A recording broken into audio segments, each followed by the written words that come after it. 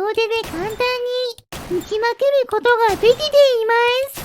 プリミティアプレイヤーエールです。今回はニードルランチャーを作ってみようと思います。限界まで細くした針をいい感じに連発してみようと思うので、うまくできたらチャンネル登録してもらえると嬉しいです。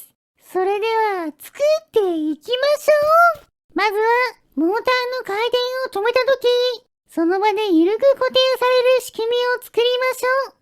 こんな感じでゴムの板とベアリングのバネを使って回転に抵抗を与えることで、回した後に緩く固定されて止まってくれるようになりました。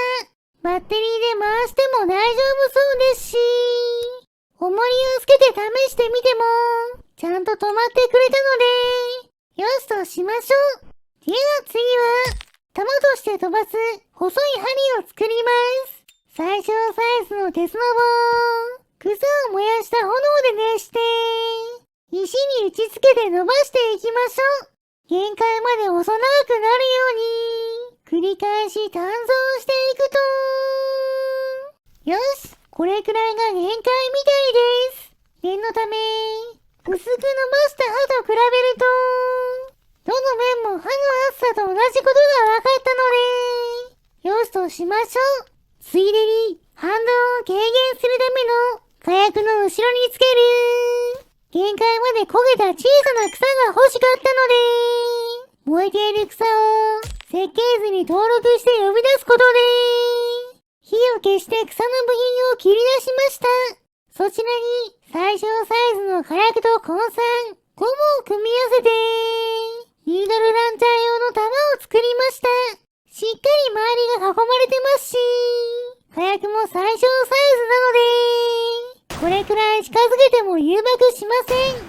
でも下から点火すると上の弾に誘爆してしまうみたいです。この弾をギリギリ誘爆しないように間隔を空けながらモーターの本体にくっつけましょう。間隔が狭すぎるみたいです。そこでもう少しだけ間隔を空けることでなんとかギリギリ誘爆しないようにできました。間隔はこれで良さそうなのでぐるっと一周14発の弾を貼り付けました。念のため一発ずつ電気を流して点火して誘爆しないか確認しておきます。最小サイズのタングステンに電気を通して断熱性の高い根酸の配線をつけているのでバッテリー1本だけで全て問題なく点火できました。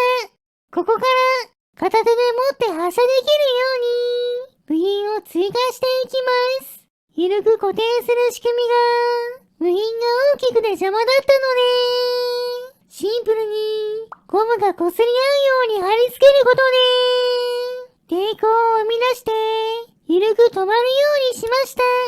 そしてトリガースイッチとトランジスタを使った仕組みで点火用のタングステンに通電中は回転が止まるようにしています。早速トリガーを引いて試してみましょう。一発目を発射した後二発目を発射すると根酸の配線が壊れてしまっています。防御力が低いせいですね。そこで配線の先に古代の合金のかけらを追加して回転の勢いで壊れにくくしました。これならどうでしょうか。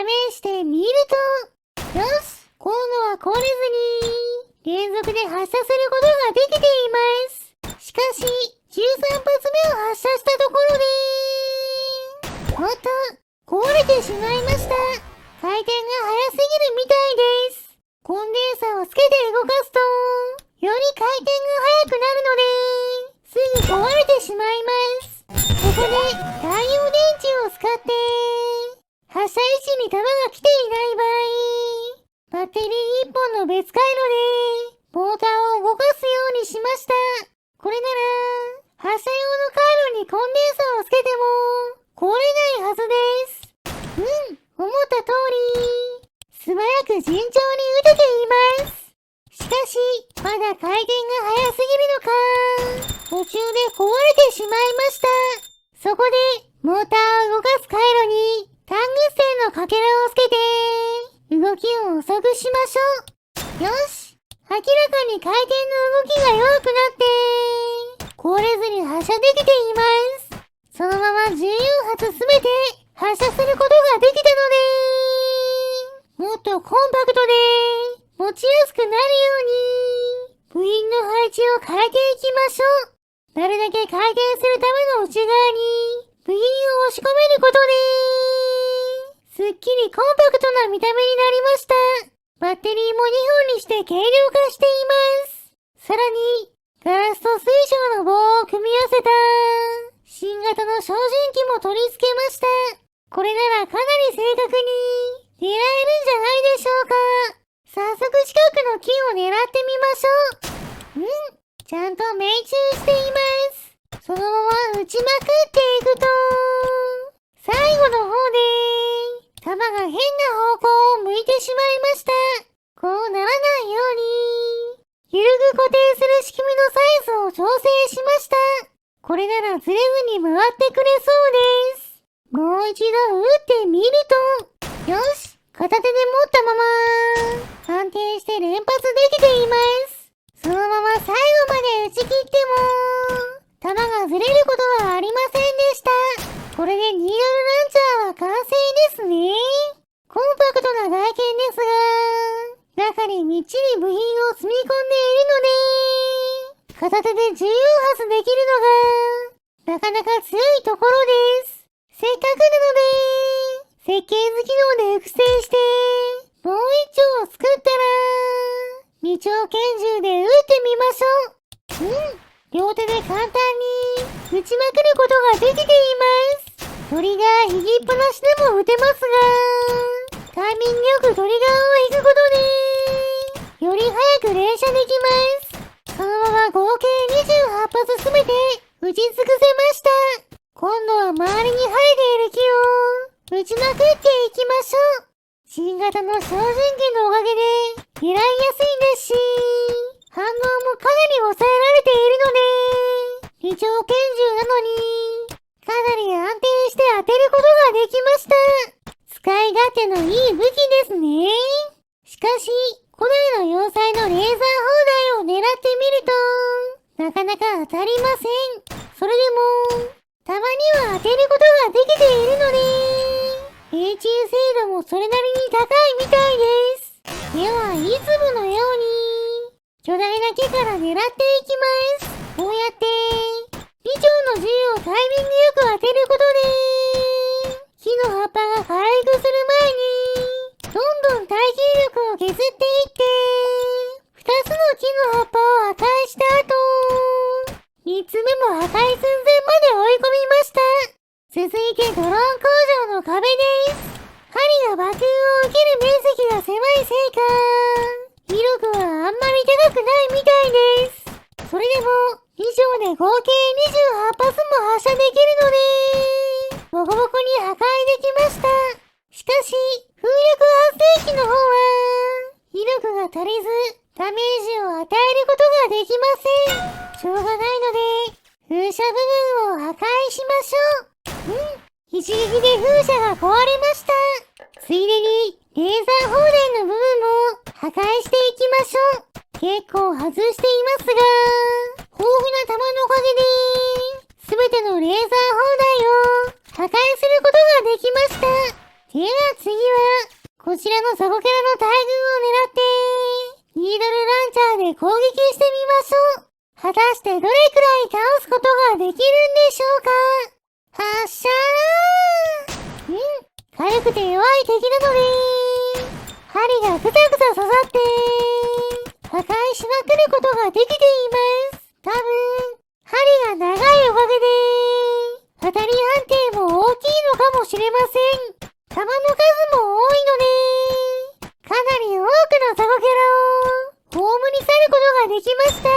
ちなみに私の視点だと、こんな感じです。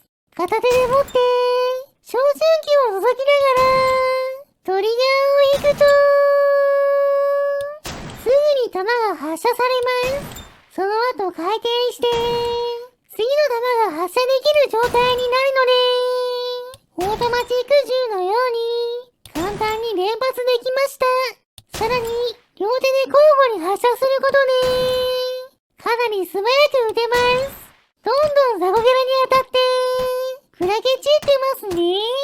弾がくるくる動くのも、なかなか楽しいギミックです。それでは、ザコキャラを破壊するのは、十分楽しめたので、イエロースライムに効くように、ガラスの針を追加したら、こちらの巨大スライムを狙って、発射してみましょう。果たして倒すことはできるんでしょうか。いきますよー。発射ダメですね。威力不足です。この威力では、近距離で全てヒットさせても、倒しきることはできないので、ガラスの針を32本重ねた、強力な弾を追加したら、もう一度撃ちましょう。最初の一発しか、まともにダメージを与えられないので、やり直しながら、繰り返し狙い続けていると、やったー !113921 ダメージ巨大スライムを倒しました。さすがは重ねたガラスの針。うまく当たればすごい威力です。それでは、この勝利を指揮して、スライムを燃やしてしまいましょう。燃えるものを集めてきて、火をつけます。いい感じに燃えていますね。よし。スライムも食べ頃になったので、食べてしまいましょう。もちろん、今回頑張ってくれた、ニードルランチャーさんにも、お裾分けしてあげます。はい、どうぞ。今回の動画はここまでです。面白かったと思ったら、チャンネル登録、高評価をしていただけると嬉しいです。リクエストなど、コメントもお待ちしていますね。それでは皆さん、